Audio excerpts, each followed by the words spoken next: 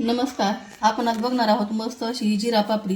बनवण्यासाठी खूप सोपी आहे आणि खाण्यासाठी खूप टेस्टी आहे. तुम्ही ही पापडी कुठल्याही चाट सोबत, भेळवर किंवा अगदी पापडी चाट, रगडा चाट असं करू शकता आणि लहान मुलाला तर फार आवडते. तुम्ही चहा सोबत खारी म्हणून सुद्धा ही पापडी खाऊ शकता. 1 किलो मैदा घेतलेला आहे. त्यातच मी 1 चमचा ही ओवा आहे हाताने क्रश करून टाकायचा. पण क्रश करून टाकल्यामुळे याची चव ही खूप छान लागते. आणि 1 चमचा जिरे आहेत, हे पण थोडेसे हातावर चोळून टाकायचे. याचा पण सुगंध खूप छान येतो पापडीमध्ये आणि खाण्यासाठी खूप चविष्ट होती ती पापडी. आणि चवीप्रमाणे मीठ टाकून घ्यायचं. त्या अगोदर चमच्याने एक मस्त असं मिक्स करून घ्यायचं आहे. सर्व टाकलेलं साहित्य मैद्यामध्ये छान असं मिक्स करून घेतलेलं आहे. यातच मी तेल गरम करून घेतलंय. त्यात 2 चमचे, मोठ्या चमच्याने 2 चमचे कडकडीत गरम असं तेलाचं मोहन घालायचं. चमच्याने मिक्स झाल्याच्या नंतर आपण ते चमच्याचं बाहेर काढून घ्यायचं आणि हाताने छान या मैद्याला टाकलेल्या तेलाचं मोहन छान चोळून घ्यायचं. कारण तुम्ही जितकं छान चोळून घ्याल तितकीच छान ती पापडी खुसखुशीत होते आणि खाण्यासाठी पण खूप टेस्टी लागते. इथे मी हाताने मस्त असं हे तेल पिठाला चोळून घेतलेलं आहे. मैद्याला एकदम छान हे तेल लागले. तुम्ही बघू शकता अगदी याचा मुटका व्हायला लागलेला आहे. अशा पद्धतीने झालं की आता थोडं थोडं पाणी टाकून आपल्याला याचा घट्टसर याचा गोळा मळून घ्यायचा. पाणी लागेल तसं थोडं थोडं टाकूनच मळून घ्यायचं. एक कटी जास्त पाणी टाकलं तर पीठ पातळ होईल आणि पुरी आपली तेवढी खुसखुशीत होणार नाही. म्हणून अगदी घट्टसरच आपल्याला याचा गोळा मळून घ्यायचा आहे. इथे अशा पद्धतीने एकदम घट्टसर असा हे पिठाचा गोळा तयार करून घेतलेला आहे. तुम्ही बघू शकता. याला आणखी थोडंसं 2 मिनिटं मळून घ्यायचं. आपला छान असा आहे मैद्याच्या पिठाचा गोळा जे आहे ते तयार करून झालेला आहे. याला थोडासा तेलाचा हात लावायचा आणि 5 मिनिटं याला रेस्ट करायला ठेवायचं आहे. इथे मस्त असं तेलाचा हात लावलेला आहे आणि परत याला सगळीकडनं चोळून घ्यायचं तेल आणि याला असं मस्त झाकून ठेवायचं आहे 5 मिनिटं. मस्त हा गोळा असा छान मुरलाय. तुम्ही बघू शकता लावलेलं तेल पण याच्यामध्ये एकदम छान मुरलेलं आहे.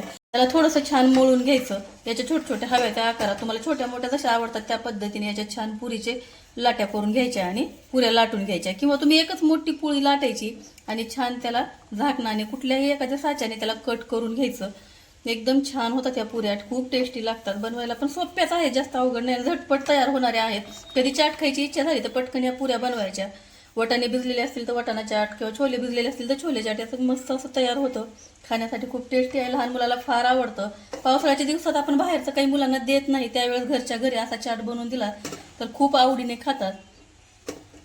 इथे मी लाटायसाठी चॉपिंग बोर्डच घेतलेला आहे. त्यावर हे छोटे छोटे गोळे ठेवायचे आणि मस्त लाटून घ्यायचं. त्याला पीठ लावायचं नाही, थोडंसं तेलच लावून घ्यायचं. पीठ लावलं तर ते लालसर होतात आणि तेलामध्ये पण ते पीठ उतरतं आणि ते तेल करपल्यासारखं होतं. त्याच्यासाठी अशा लाटून घ्यायच्या आणि याला आपल्याला फोर्कच्या साह्याने थोडेसे टोचे मारून घ्यायचे. याच्यामुळे ह्या कडक राहतात आणि फुगणार नाहीत. फुगल्या तर त्या नरम पडतात, तेल पितात आणि त्या पुऱ्या एकदम मऊ होतात. खायला इतके छान लागत नाहीत. असे टोचे मारून घ्यायचे. हे अशा पद्धतीने मी तुम्हाला अशी दाखवते आणि परत एक मोठी पोळी लाटून त्याही कशा कट करायच्या त्याही तुम्हाला दाखवते. अगदी झटपट तयार होतात. याला बनवण्यासाठी काहीच वेळ लागत नाही. 2 लाटण्यामध्ये जे तयार होते आणि तुम्हाला हव्या त्या पद्धतीत तुम्ही बनवू शकता. इथे थोडंसं तेलाचा हात लावून घ्यायचा. इथे मी मोठा उंडा घेतलेला आहे. त्याची छान अशी पातळ पोळी लाटून घ्यायची. इथे मी पहिले तेलाचा हात लावून घेतलाय आणि मस्त अशी मोठी पोळी लाटून घ्यायची. आणि जास्त जाड ठेवायचं नाही आणि जास्त पातळ पण करायचं नाही. पातळ केलं तर करपते आणि जास्त जाड राहिलं तर ते नरम पडतात. म्हणून अगदी पातळ मीडियम साईजमध्ये ती पोळी लाटून घ्यायची. अशा पद्धतीने पोळी लाटून घेतलेली तुम्ही बघू शकता. एकदम जास्त जाड नाही आणि जास्त पातळ पण नाही. आता याला मस्त अशा फोर्कच्या साह्याने छान टोचे मारून घ्यायचे आणि नंतर या पुऱ्या आपल्याला हव्या त्या साईजमध्ये कट करून घ्यायच्या. अगदी ते शेपवर भेटतात त्याच्याने सुद्धा तुम्ही ह्या पुऱ्या कट करू शकता. तुम्हाला हव्या त्या शेपमध्ये, हव्या त्या डिझाईनमध्ये. लहान मुलांना वेगवेगळ्या डिझाईनच्या करून दिल्या तर खूप आवडतात. तुम्ही त्या पद्धतीने सुद्धा ह्या पुऱ्या कट करू शकता. मी ते एक झाकण घेतलेलं आहे बाटलीचं आणि त्या झाकणाने कट करत आहे. तुम्ही बघू शकता किती छान अशा एकसारख्या ह्या पुऱ्या होत आहेत.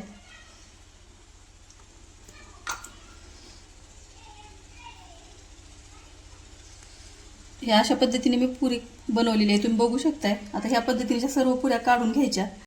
आता ह्या अशा पद्धतीने सर्व पुऱ्या काढून घ्यायच्या आणि याच पद्धतीने राहिलेल्या सर्व पुऱ्या पण मी लाटून घेणार आहे. बघू शकता किती मस्त अशा एकसारख्या पुऱ्या झालेल्या आहेत. एका पोळीमध्ये मी छोटीशी पोळी केली, ती जास्त मोठी नाही. त्यामध्ये 8 पुऱ्या निघाल्यात. एकटी अशा 8 पुऱ्या तुम्ही लाटू शकता. पुऱ्या पूर्ण लाटून घेतलेल्या आहेत. तुम्ही बघू शकता किती छान झाल्यात. इकडे मी तेल गरम करायला ठेवले. तेल छान असं गरम झालंय. त्यातच आपल्याला या पुऱ्या सोडायच्या आणि तळून घ्यायच्या. गॅस मिडियम ठेवायचा, जास्त फुल करायचा नाही कारण लवकर करपतात. आणि मिडियम गॅसवर छान खरपूस या पुऱ्या आपल्या तळून घ्यायच्या. एक खटी तुम्ही 10-15 पुऱ्या टाकून घ्यायच्या. नंतर याला पलटून घ्यायच्या. तुम्ही बघू शकताय की ते मस्त फुगायला लागलेले आहेत. एकदम छान खरपूस अशी खुसखुशीत ह्या पुऱ्या होतात. खूप फटकन तळतात ह्या, याला वेळ लागत नाही, पटापट तयार होतात. तळते वेळेस छान असं आलटून पलटून तळून घ्यायच्या. नसं एक साईडनी लाल आणि एक साईडनी पांढऱ्या तशाच राहतात, म्हणून सारखं त्याला एकसारखं पलटत राहायचं. दोन्ही बाजूनी जे आहे ते एकदम छान एकसारख्या रंगामध्ये तळल्या जातात. तुम्ही बघू शकता किती छान असा याचा रंग बदललेला आहे आणि खूप छान अशा खरपूस या पुऱ्या तळून झाल्यात. ते तेलावर येणारे बबल्स आहेत ते पूर्ण कमी झालेत आणि पुऱ्या आपल्या तळलेल्या आहेत. त्याला आता काढून घ्यायचं. तुम्ही बघू शकता किती छान ह्या पुऱ्या तळलेल्या, अगदी एकसारख्या सगळ्या पुऱ्या झालेल्या आहेत. आता अशा पद्धतीने बाकीच्या सर्व पुऱ्या ह्या तळून घेणार आहे.